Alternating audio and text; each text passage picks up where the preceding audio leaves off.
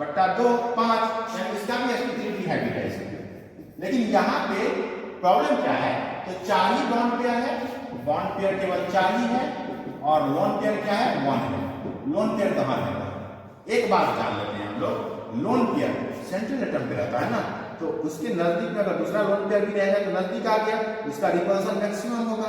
लेकिन bond pair दो atom के बीच में, तो रिपल्सन उससे कम हो जाएगा, दो बॉन्ड पेयर का रिपल्सन और कम हो जाएगा। यानी लोन पेयर रिपल्सन ये क्या होता है, ज्यादा होता है। किससे ज्यादा होता है, lone pair bond pair repulsion की तुलना में, lone pair bond pair repulsion की तुलना में। और ये फर्दर क्या होता है, ये ज्यादा होता है किसके तुलना में, बॉन्ड पेयर रिपल्सन की तुलना में, बॉन्ड पेयर रिपल्सन की तुलना में।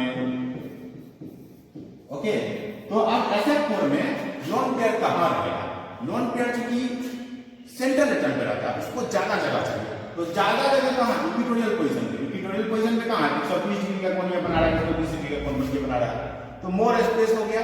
तो लोन पेयर क्या रहेगा, हमेशा इक्वेटोरियल पोजीशन पे रहेगा। अगर 4 लोन पेयर अगर कहीं से हो जाता है तब चौथा यहाँ रखते हैं, लोन पेयर तक इक्वेटोरियल पोजीशन, चौथा यहाँ चला जाता है। ओके, और अगर मोर इलेक्ट्रोनेगेटिव एटम रहता है तो वह इलेक्ट्रॉन को दूसरे विथड्रॉ कर लिया, उसको तो और कम जगह चाहिए, तो मोर इलेक्ट्रोनेगेटिव एटम कहां रहेगा, एक्सियल पोजीशन पे रहेगा। लोन पेयर कहां रहेगा, इक्वेटोरियल पोजीशन पे। अगर अभी भी नहीं समझ में आ रही है तो मंत्र बना के याद कर लीजिए, ठीक है। लोन पेयर कहां रहेगा, लोन पेयर रहेगा नॉन इक्विवेलेंट हाइब्रिडाइजेशन के केस में बता रहा हूं, हां, इक्वेटोरियल पोजीशन पे।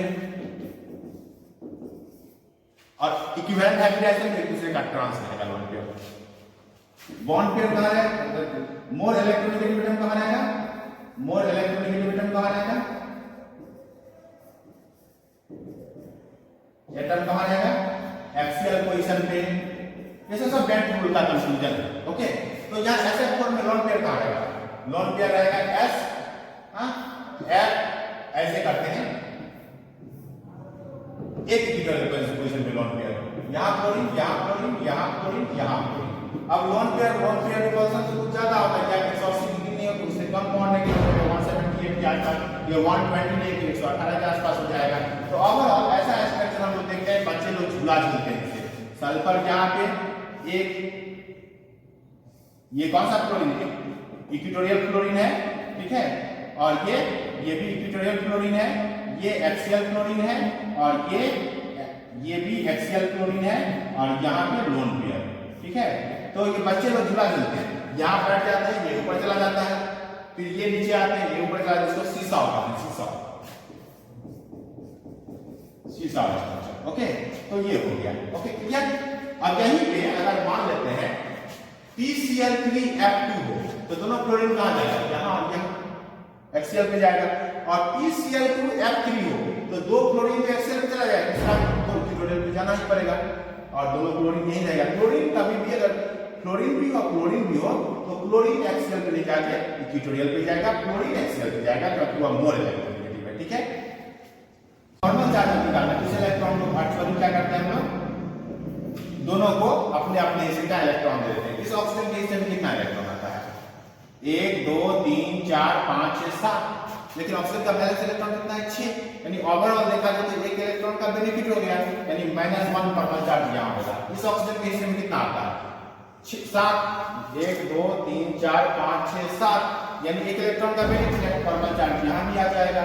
यहाँ 6 0 परमाणु चार्ज, कार्बन पे 4 0 परमाणु चार्ज, यानी इस दोनों ऑक्सीजन पे -1 परमाणु चार्ज हो गया।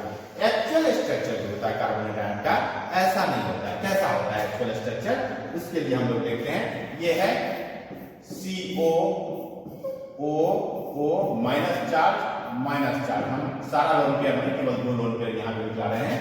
अब ये पाई बॉन्ड इसी के साथ क्यों बनाएगा, इसके साथ भी तो बना सकता है ना पाई बॉन्ड, यानी ये दूसरा स्ट्रक्चर ये भी हो सकता है। एक ही फॉर्मल चार्ज लिखते हैं, 3 है मगर, ठीक है,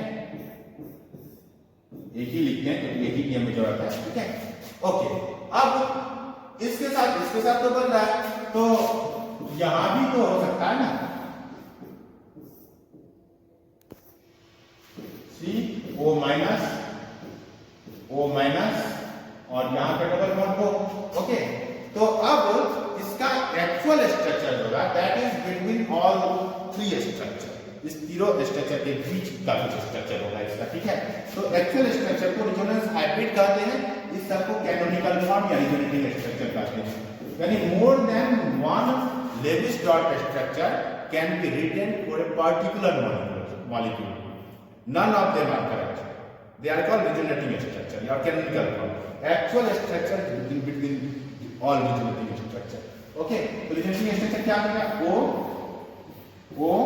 ओ कितने रिजोनेटिंग स्ट्रक्चर यहाँ पे 3 है, ठीक है। और यहाँ पे सी और इसको ओ और मान लेते हैं, सी और ओ के बीच में कितना बॉन्ड है, तो 1 2 3 4 बॉन्ड है, 3 स्ट्रक्चर, तो 1.33 बॉन्ड ऑर्डर हो गया 4/3। तो यहाँ पे 0.33 पाई बॉन्ड इसके साथ, 0.33 पाई बॉन्ड इसके साथ, 0.33 पाई बॉन्ड इसके साथ। और नेगेटिव चार्ज कहाँ कितना है, ठीक है, इस ऑक्सीजन पे देखते हैं।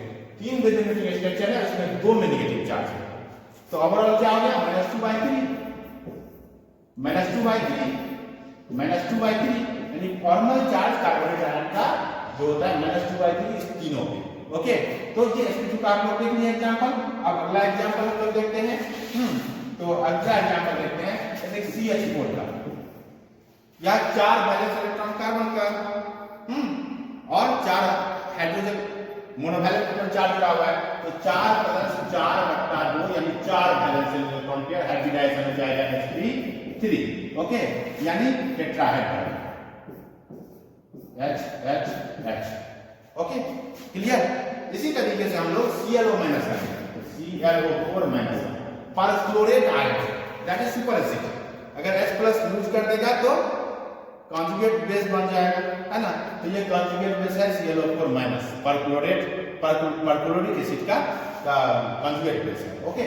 तो यहाँ पे क्लोरीन का 7 वैलेंस इलेक्ट्रॉन, 4 डाइवैलेंट जुड़ा हुआ है, तो 7 + 4 × 0 + 1/2 that is 4 sp3 hybridisation, okay.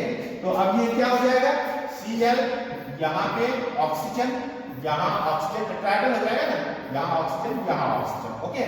तो इसमें चारों का चारों p ऑर्बिटल क्या, तीनों का तीनों p ऑर्बिटल क्या है, क्लोरीन का हाइब्रिडाइजेशन में इन्वॉल्व हो गया है। तो अगर फॉर्मल चार्ज देखें तो इस ऑक्सीजन पे कितना होगा -1, इस ऑक्सीजन पे कितना होगा -1, इस ऑक्सीजन पे कितना होगा -1, इस ऑक्सीजन पे कितना होगा -1, ओके। और क्लोरीन पे कितना 1 2 3 4 यानी +3, sum of the formal charge equal to charge on medical.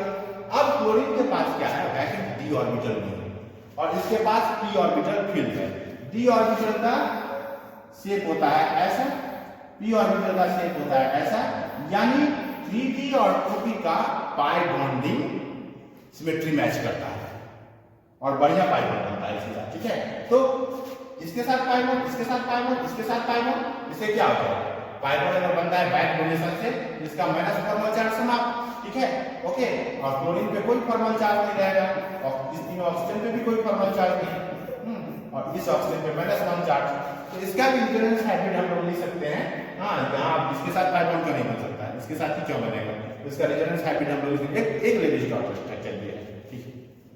एक और एग्जांपल लेते हैं, XeF4, जेनन का कितना वैलेंस इलेक्ट्रॉन 8, और 4 मोनोवैलेंट जुड़ा हुआ है, तो 4 × 1/2 दैट इज 6, यानी sp3d2 हाइब्रिडाइजेशन। लेकिन इसमें बॉन्ड पेयर कितना है, 4 क्लोरीन के साथ तो 4 ही बॉन्ड बनाएगा ना, तो बॉन्ड पेयर हो गया 4, तो निश्चित रूप से बाकी जो 2 होगा वो क्या होगा, लोन पेयर होगा, तो लोन पेयर कितना हो जाएगा 2 हो जाएगा। अब ऑक्टाहेड्रल ज्योमेट्री हो रहा है, Hc बीच में, यहाँ क्लोरीन, यहाँ क्लोरीन, यहाँ क्लोरीन, यहाँ क्लोरीन, ओके। और यहाँ पे जो इक्विवेलेंट हाइब्रिडाइजेशन सारे के सारे बॉन्ड लेंथ समान होंगे, इसलिए लोन पेयर ट्रांस रहेगा, एक लोन पेयर ऊपर तो दूसरा लोन पेयर नीचे, ओके।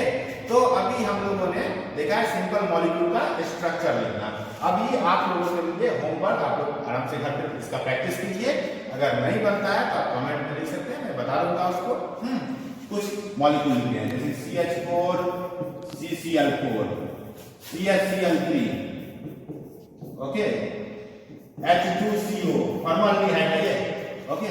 उसके बाद कार्बोनेट आयन, ठीक है, सल्फेट आयन, ठीक है, nitrate ion, NO2 minus, NO2 plus, okay, NO2 और इलेक्ट्रॉन स्पीशीज है ये, ओके, ठीक है।